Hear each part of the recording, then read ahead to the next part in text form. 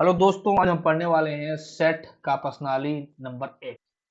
है ना। हमारा अध्याय 1 का प्रश्नावली नंबर 1 देखने वाले हैं। इसमें प्रश्न नंबर 1 देखते हैं। है ना।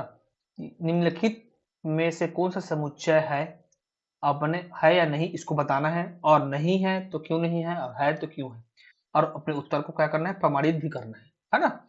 पहला क्वेश्चन देखते हैं, अभाज्य पूर्णांकों का संग्रह।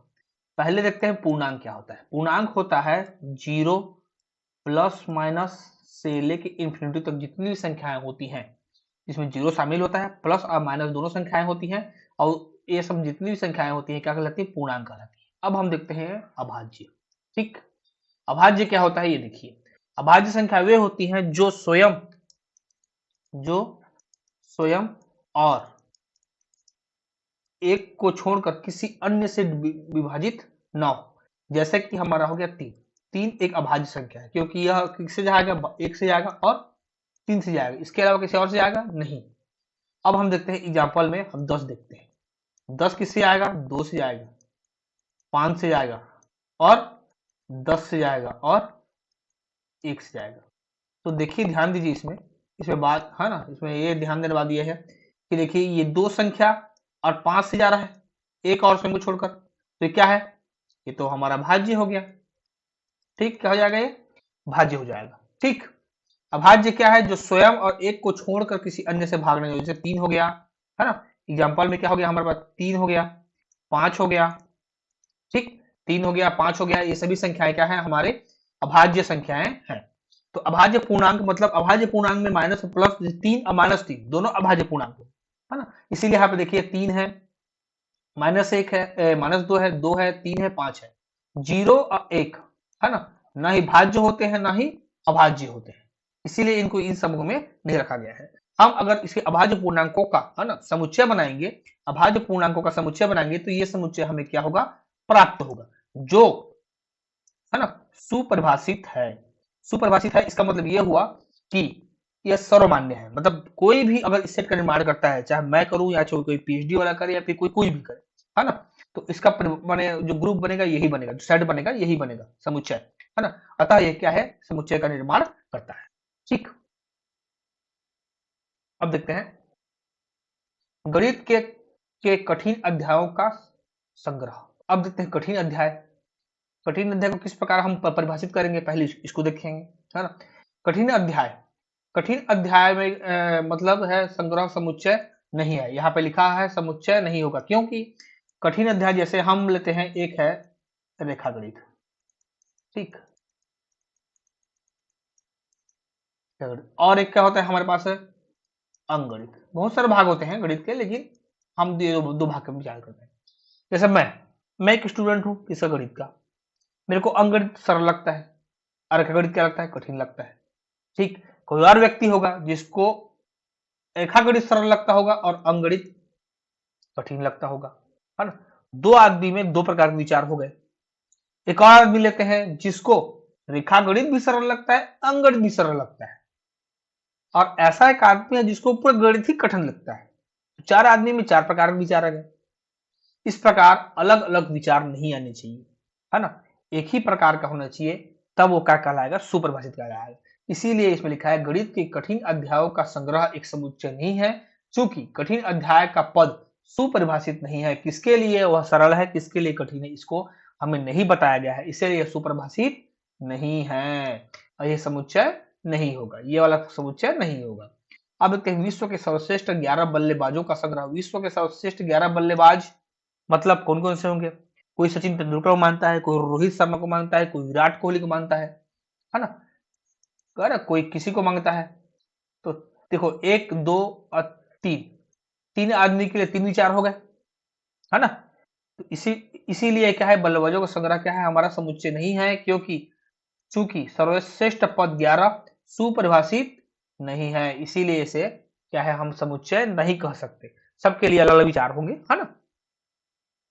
आपकी कक्षा के सभी बालकों का संग्रह। मेरे कक्षा में अगर 13 बालक हैं, अगर मैं उस कक्षा को छोड़ देता हूं, है ना, कोई नया व्यक्ति आया, उसका नाम ए है, मान लो ए भी इस कक्षा में बालकों गिनेगा तो 13 आएगा। कोई एक व्यक्ति दूसरा आया, अगर वो भी इस चीज को काउंट करेगा 13 आएगा।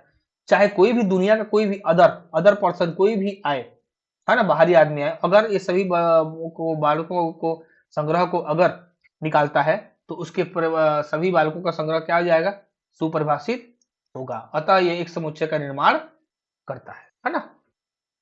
100 से कम सभी प्राकृतिक संख्याओं का संग्रह, 100 से कम सभी प्राकृतिक संख्याओं का संग्रह, 100 से कम सभी प्राकृतिक संख्याएं मतलब प्राकृतिक संख्या क्या होती है, एक से लेकर कहां तक होगी, अनंत तक होगी, एक से लेकर कहां तक होगी, अनंत तक ही होंगी, है ना। और 100 से कम बोलेगा तो 99 तक होगा, ठीक। एक से कहां तक होगा, 99 तक होगा।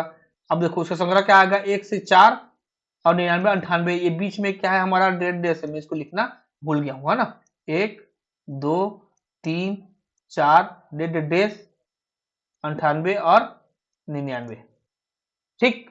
98 और 99 ये 4 होंगे, ठीक। अतः ये क्या हो जाएगा, सुपरिभाषित होगा, अतः एक समुच्चय का क्या करेगा, निर्माण करेगा, ठीक।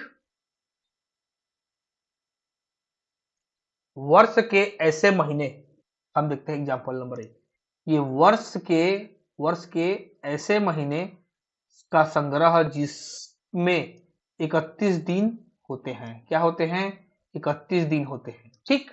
वर्ष के ऐसे महीने का संग्रह जिसमें 31 दिन होते हैं, फरवरी आएगा, मार्च आएगा, मई आएगा, जुलाई आएगा, अगस्त आएगा और अक्टूबर आएगा और दिसंबर आएगा, जो सुपरिभाषित है, जो क्या है, सुपरिभाषित है। अतः एक समुच्चय का निर्माण करेंगी, क्या करेंगी, एक समुच्चय का निर्माण करेंगे, ठीक।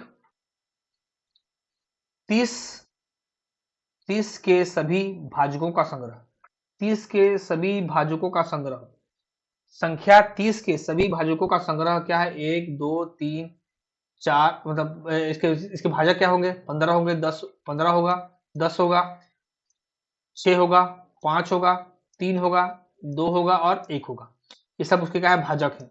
और 30 स्वयं भी होगा, अतः ये क्या है, सुपरिभाषित है, क्योंकि सभी के लिए सर्वमान्य है, अतः ये क्या है, हमारा समुच्चय का निर्माण करेगा। अब हम देखते हैं 1/, अब हम अगली 1/3 और 1/2, है ना, 1/3 और 1/2 के बीच सभी परिमेय संख्याओं का संग्रह, परिमेय संख्याओं का संग्रह, 1/3 और 1/2, 1/3 से लेके 1/2 के बीच में जितने भी परिमेय संख्याएं होंगी, जितने भी परिमेय संख्याएं होंगी, इस सभी परिमेय संख्याओं का संग्रह सुपरिभाषित है, क्योंकि ये सभी के लिए सर्वमान्य होगा, अतः ये क्या है, एक समुच्चय का निर्माण करता है, ठीक। अब हम देखते हैं 210 का अभाज्य गुणनखंड का संग्रह। हमारे पास क्या है, 210, है ना। 210 का अभाज्य गुणनखंड कैसे निकालेंगे, देखते हैं। ये हमारा 2, 2 1 कम 2, 2 शून्य शून्य, 2 5 6 10, 2 5 6 10, 2 1 कम 2, अरे 3 से जाएगा यार, 3 तिया 9 और 3 5 6 15, ठीक। ये मैं गलत देख रहा था, है ना, 3 5 6 15, अब 3 से भाग गया, लास्ट टाइम 5 बचा, ये 5 इससे डिवाइड नहीं हुआ, ये इसमें होगा, 5 7 35, हमारे पास क्या क्या बचा, 2 3 5 और 7, 2 3 5 और 7, ठीक। तो अभाज्य गुणनखंडों का संग्रह है 2 3 5 7, सुपरिभाषित है, अतः यह एक समुच्चय का निर्माण करता है, क्योंकि इसके अलावा अभाज्य गुणनखंड इसके हो ही नहीं सकते, है ना। अब हम देखते हैं अगले क्वेश्चन में, ये थोड़ा सा इजी और इम्पोर्टेंट भी है ना।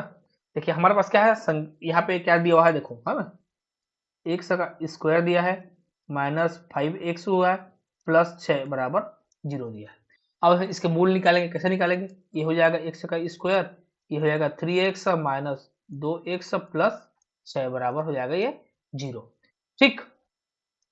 दोनों हो गया, है ना, x का स्क्वायर ये हो जाएगा 3x माइनस, क्योंकि देखो इसको हम दो बार में बांट के लिख दिया है, -3 दोनों जोड़ेंगे तो लास्ट में क्या आ जाएगा, सेम आ जाएगा, हाँ, है ना। अब हम इसको लगाते हैं ब्रैकेट, ये 3x हो जाएगा, ठीक, ये प्लस हो जाएगा, इसमें -2x हो जाएगा, +6x बराबर 0 हो जाएगा, ठीक। अब हम जो चीज कॉमन निकालते हैं, तो इसको देखो एक बार हम डिटेल से लिख लेते हैं इसको, है ना, एक बार और डिटेल से लिख लेते हैं थोड़ा सा। ये हो जाएगा -3 गुणा -2, हम 6 के जगह में क्या लिख दिया, -3 गुणित -2 लिख दिए। ठीक, इक्वल टू हमारा क्या होगा 0।